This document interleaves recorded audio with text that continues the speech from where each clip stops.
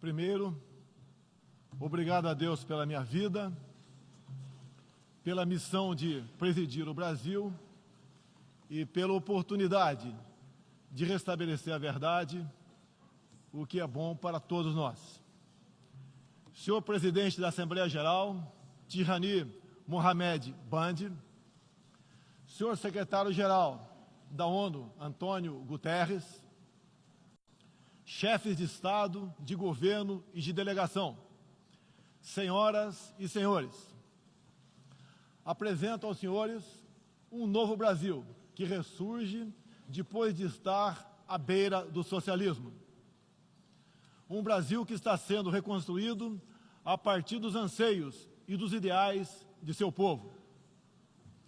No meu governo, o Brasil vem trabalhando para reconquistar a confiança do mundo, diminuindo o desemprego, a violência e o risco para os negócios, por meio da desburocratização, da desregulamentação e, em especial, pelo exemplo.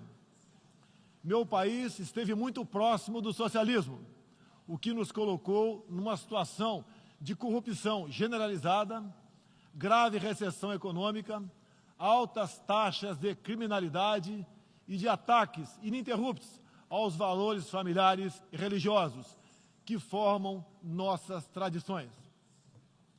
Em 2013, um acordo entre o governo petista e a ditadura cubana trouxe ao Brasil 10 mil médicos sem nenhuma comprovação profissional. Foram impedidos de trazer cônjuges e filhos. Tiveram 75% de seus salários confiscados pelo regime e foram impedidos de usufruir de direitos fundamentais como o de ir e vir. Um verdadeiro trabalho escravo, acreditem.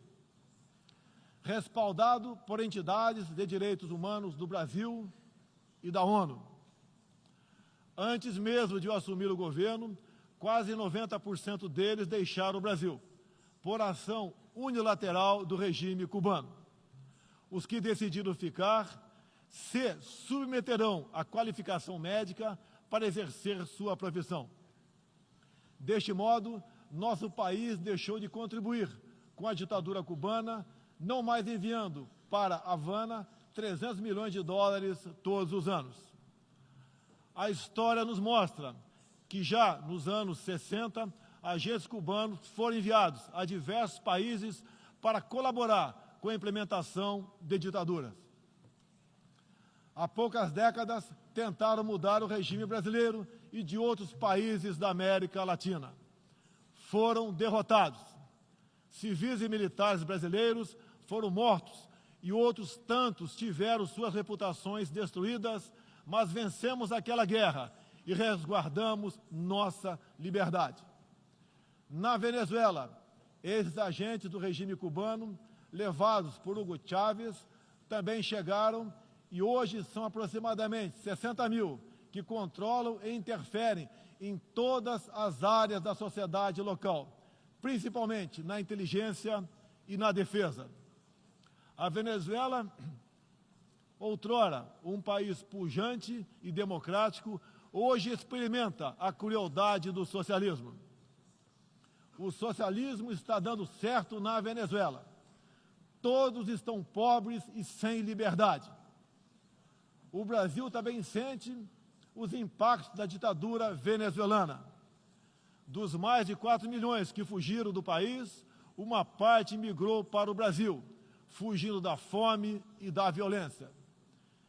Temos feito a nossa parte para ajudá-los, através da Operação Acolhida, realizada pelo Exército Brasileiro e elogiada mundialmente.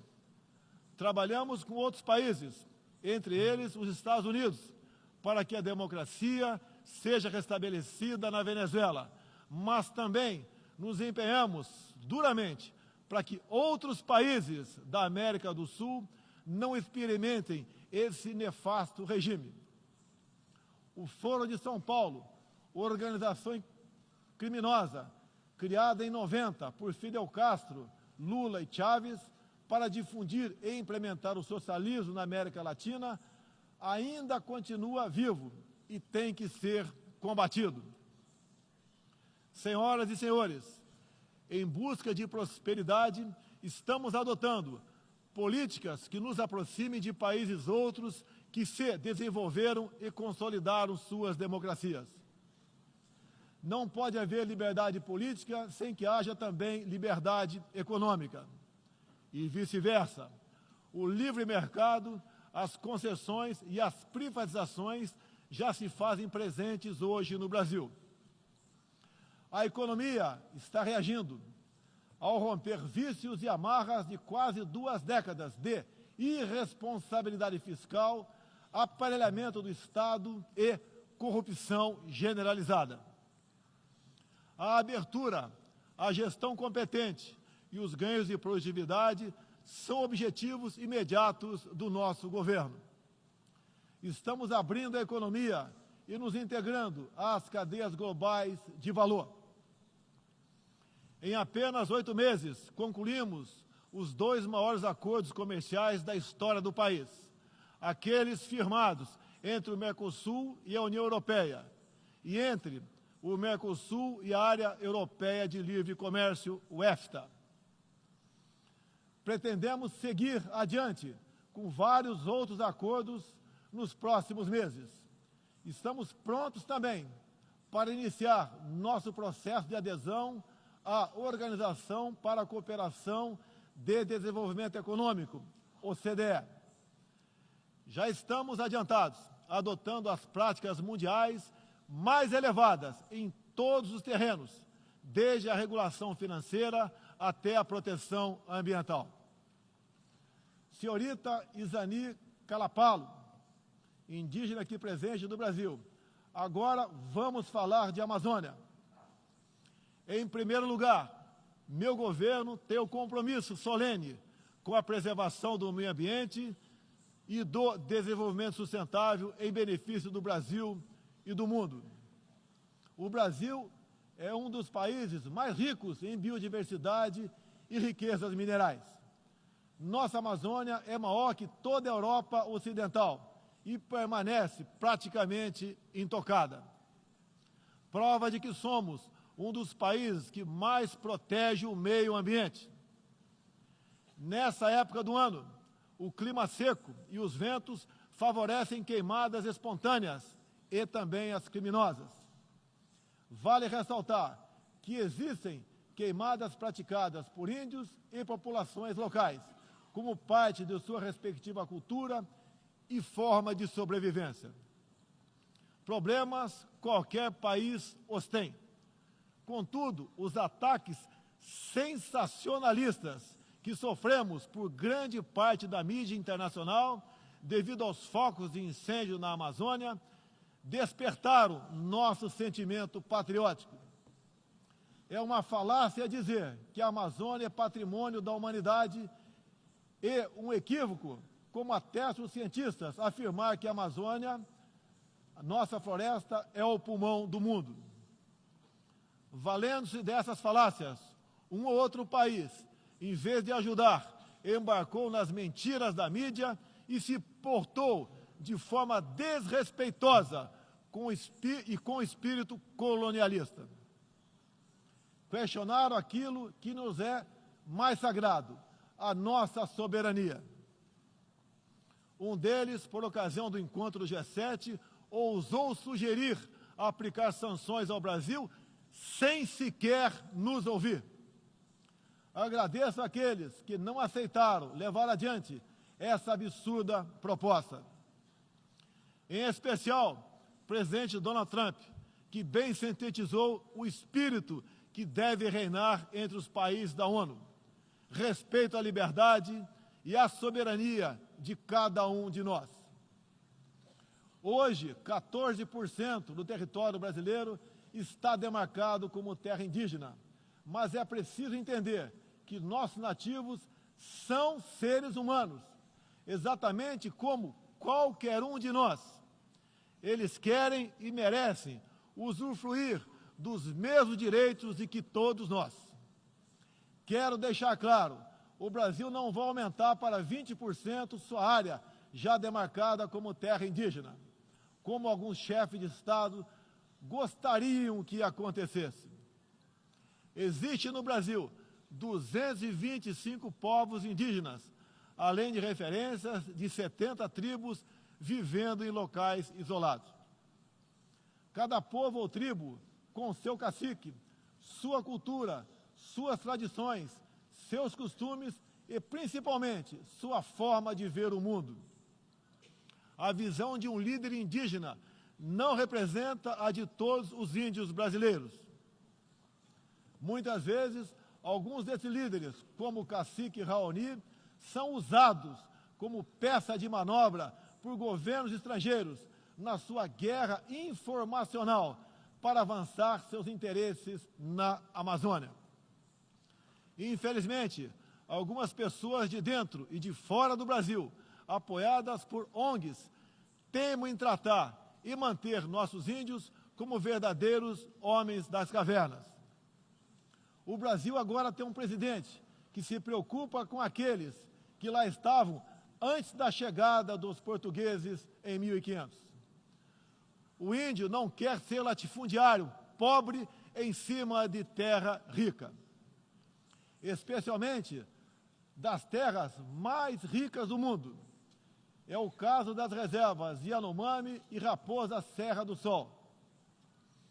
Nessas reservas existe grande abundância de ouro, diamante, urânio, nióbio e terras raras, entre outros.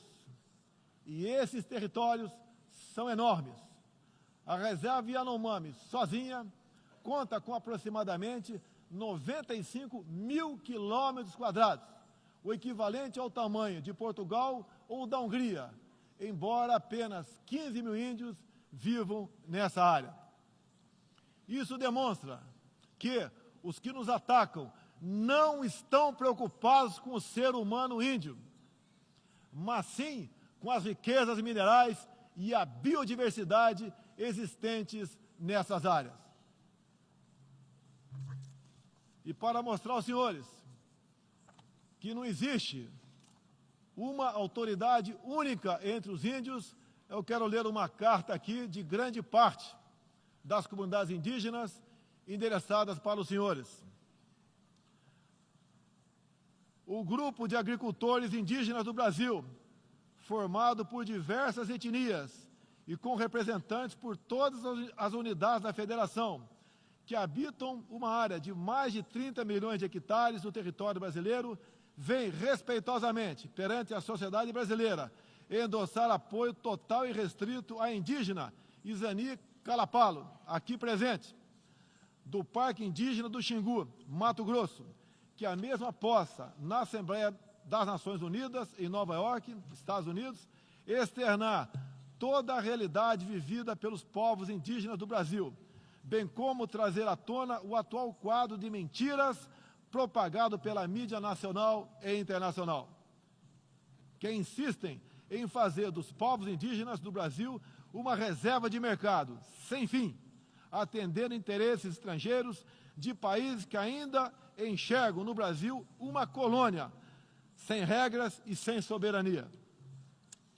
O Brasil possui 14% do seu território nacional regularizado como terras indígenas, e muitas comunidades estão sedentas para que o desenvolvimento dessa parte do Brasil finalmente ocorra sem amarras ideológicas ou burocráticas. Isso facilitará o alcance de uma maior qualidade de vida nas áreas do empreendedorismo, saúde e educação. Uma nova política indigenista no Brasil é necessária. O tempo urge. Medidas arrojadas podem e devem ser incentivadas na busca pela autonomia econômica dos indígenas. Certamente que, se um conjunto de decisões vier nesse sentido, poderemos vislumbrar um novo modelo para a questão indígena brasileira. Um novo tempo para as comunidades indígenas é fundamental. A situação de extrema pobreza em que se encontram, sobrevivendo tão somente do Bolsa Família e de cestas básicas, nunca representou dignidade e desenvolvimento. O ambientalismo radical e o indigenismo ultrapassado e fora de sintonia com o que querem os povos indígenas representam o atraso, a marginalização e a completa ausência de cidadania. A realidade ora posta impõe que o mundo, na arena da Assembleia das Nações Unidas, possa conhecer nossos desejos e aspirações na voz da indígena Izani Kalapalo, que transmitirá o real quadro do meio ambiente e das comunidades indígenas brasileiras.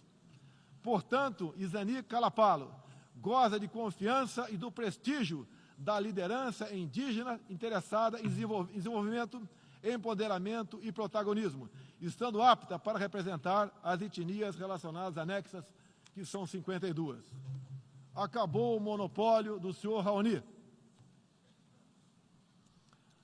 A Organização das Nações Unidas teve papel fundamental na superação do colonialismo e não pode aceitar que essa mentalidade regresse a estas salas e corredores sob qualquer pretexto.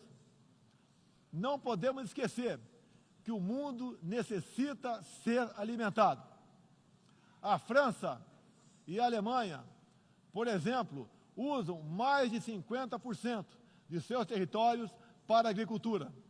Já o Brasil usa apenas 8% de terras para a produção de alimentos. 61% do nosso território é preservado.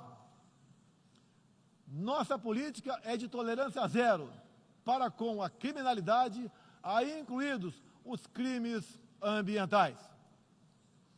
Quero reafirmar minha posição de que qualquer iniciativa de ajuda ou apoio à preservação da floresta amazônica ou de outros biomas deve ser tratado em pleno respeito à soberania brasileira. Também rechaçamos as tentativas de instrumentalizar a questão ambiental ou a política indigenista em prol de interesses políticos e econômicos externos, em especial os disfarçados de boas intenções. Estamos prontos para, em parcerias e agregando valor, aproveitar de forma sustentável todo o nosso potencial. O Brasil reafirma seu compromisso intransigente com os mais altos padrões de direitos humanos, com a defesa da democracia e da liberdade de expressão religiosa e de imprensa. É um compromisso que caminha junto com o combate à corrupção e à criminalidade, demandas urgentes da sociedade brasileira. Seguiremos contribuindo, dentro e fora das Nações Unidas, para a construção de um mundo onde não haja impunidade, esconderijo ou abrigo para criminosos e corruptos. Em meu governo, o terrorista Cesare Battisti fugiu do Brasil, foi preso na Bolívia e extraditado para a Itália. Outros 3 terroristas paraguaios e um chileno que viviam no Brasil como refugiados políticos também foram devolvidos aos seus respectivos países.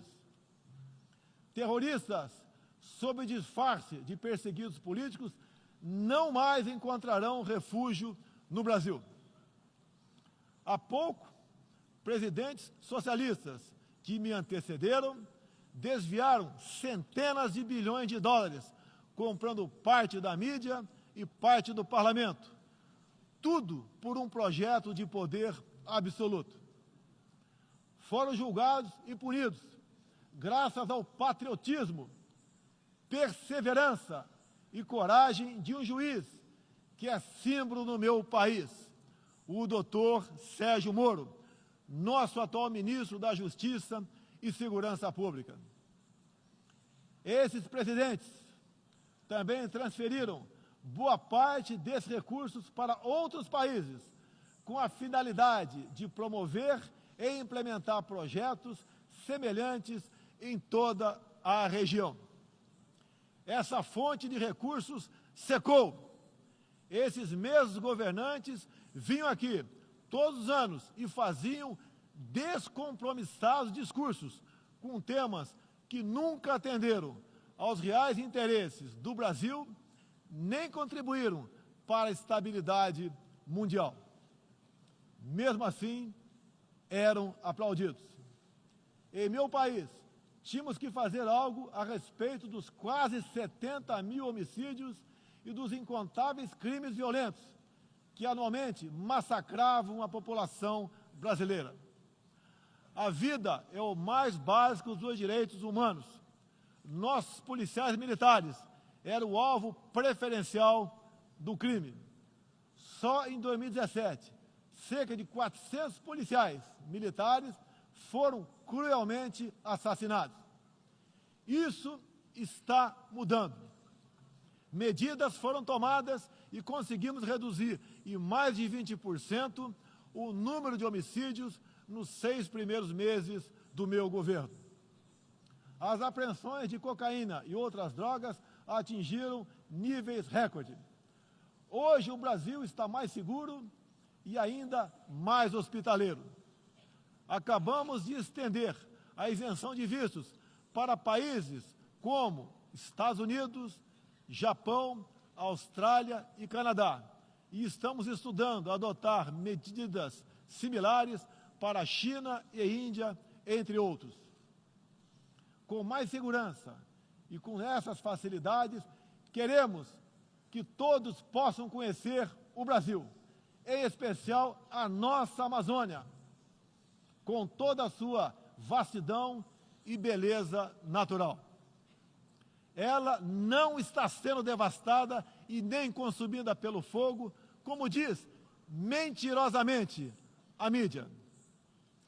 Cada um de vocês pode comprovar o que estou falando agora. Não deixe de conhecer o Brasil. Ele é muito diferente daquele estampado em muitos jornais e televisões. A perseguição religiosa é um flagelo que devemos combater de forma incansável. Nos últimos anos, testemunhamos em diferentes regiões ataques covardes que vitimaram fiéis congregados em igrejas, sinagogas e mesquitas. O Brasil condena energicamente todos esses atos e está pronto a colaborar com outros países para a proteção daqueles que se veem oprimidos por causa de sua fé. Preocupam o povo brasileiro, em particular, a crescente perseguição, a discriminação e a violência contra missionários e minorias religiosas em diferentes regiões do mundo. Por isso, apoiamos a criação do Dia Internacional em memória das vítimas de atos de violência baseados em religião ou crença. Nessa data, recordaremos anualmente aqueles que sofrem as consequências nefastas da perseguição religiosa.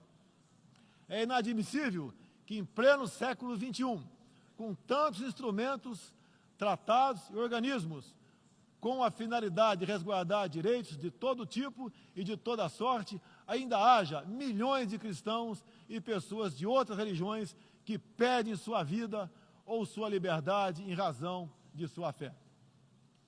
A devoção do Brasil à causa da paz se comprova pelo sólido histórico de contribuições para as missões da ONU.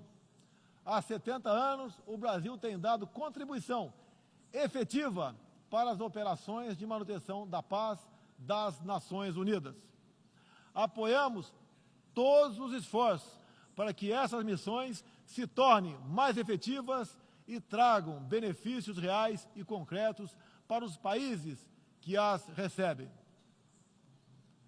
Nas circunstâncias mais variadas, no Haiti, no Líbano, na República Democrática do Congo, os contingentes brasileiros são reconhecidos pela qualidade de seu trabalho e pelo respeito à população, aos direitos humanos e aos princípios que norteiam as operações de manutenção de paz.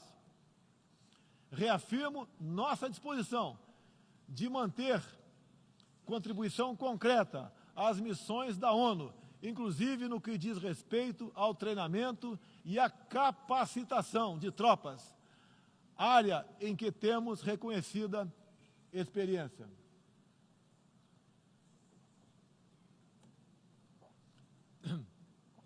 Ao longo deste ano, estabelecemos uma ampla agenda internacional com o intuito de resgatar o papel do Brasil no cenário mundial e retomar as relações com importantes parceiros.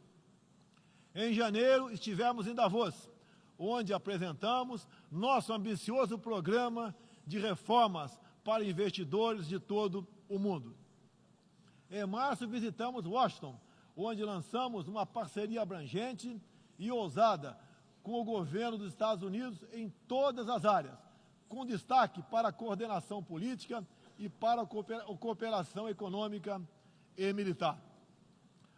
Ainda em março, estivemos no Chile, onde foi lançado o ProSul, importante iniciativa para garantir que a América do Sul se consolide como um espaço de democracia e de liberdade. Na sequência, visitamos Israel, onde identificamos inúmeras oportunidades de cooperação, em especial na área de tecnologia e segurança. Agradeço a Israel o apoio no combate aos recentes desastres ocorridos em meu país. Visitamos também um de nossos grandes parceiros no Cone Sul, a Argentina, com o presidente Maurício Macri e nossos sócios do Uruguai e do Paraguai, afastamos do Mercosul a ideologia e conquistamos importantes vitórias comerciais, ao concluir negociações que já se arrastavam por décadas. Ainda este ano, visitaremos importantes parceiros asiáticos, tanto no Extremo Oriente quanto no Oriente Médio. Essas visitas reforçarão a amizade e o aprofundamento das relações com Japão, China, Arábia Saudita, Emirados Árabes e Catar. Pretendemos seguir o mesmo caminho com todo o mundo árabe e a Ásia. Também estamos ansiosos para visitar nossos parceiros e amigos na África, na Oceania e na Europa. Como os senhores podem ver, o Brasil é um país aberto ao mundo, em busca de parcerias com todos os que tenham interesse de trabalhar pela prosperidade, pela paz e pela liberdade. Senhoras e senhores, o Brasil que represento é um país que está se reerguendo, revigorando parcerias e reconquistando sua confiança política e econômica. Estamos preparados para assumir as responsabilidades que nos cabem no sistema internacional. Durante as últimas décadas, nos deixamos seduzir, sem perceber, por sistemas ideológicos de pensamento que não buscavam a verdade, mas o poder absoluto. A ideologia se instalou no terreno da cultura, da educação e da mídia, dominando meios de comunicação, universidades e escolas. A ideologia invadiu nossos lares para investir contra a célula máter de qualquer sociedade saudável, a família. Tento ainda destruir a inocência de nossas crianças, pervertendo até mesmo identidade mais básica e elementar, a biológica. O politicamente correto passou a dominar o debate público para expulsar a racionalidade e substituí-la pela manipulação, pela repetição de clichês e pelas palavras de ordem. A ideologia invadiu a própria alma humana, para dela expulsar Deus e a dignidade com que Ele nos revestiu. E, com esses métodos, essa ideologia sempre deixou um rastro de morte, ignorância e miséria por onde passou. Sou prova viva disso. Fui covardemente esfaqueado por um militante de esquerda e só sobrevivi por um milagre de Deus. Mais uma vez, agradeço a Deus pela minha vida. A ONU pode ajudar a derrotar o ambiente materialista e ideológico que compromete alguns princípios básicos da dignidade humana. Essa organização foi criada para promover a paz entre nações soberanas e o progresso social com liberdade, conforme o preâmbulo de sua carta. nas questões do clima, da democracia, dos direitos humanos, da igualdade de direitos e deveres entre homens e mulheres, e em tantas outras, tudo o que precisamos é isso: contemplar a verdade seguindo João 8,32. E conhecereis a verdade, e a verdade vos libertará. Todos os nossos instrumentos, nacionais e internacionais, devem estar direcionados, em última instância, para esse objetivo. Não estamos aqui para apagar nacionalidades e soberanias, em nome de um interesse global abstrato.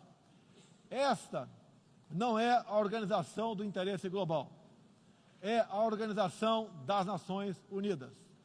Assim deve permanecer, com humildade e confiante no poder libertador da verdade. Estejam certos de que poderão contar com este novo Brasil, que aqui apresento aos senhores e senhoras. Agradeço a todos pela graça e pela glória de Deus. Meu muito obrigado.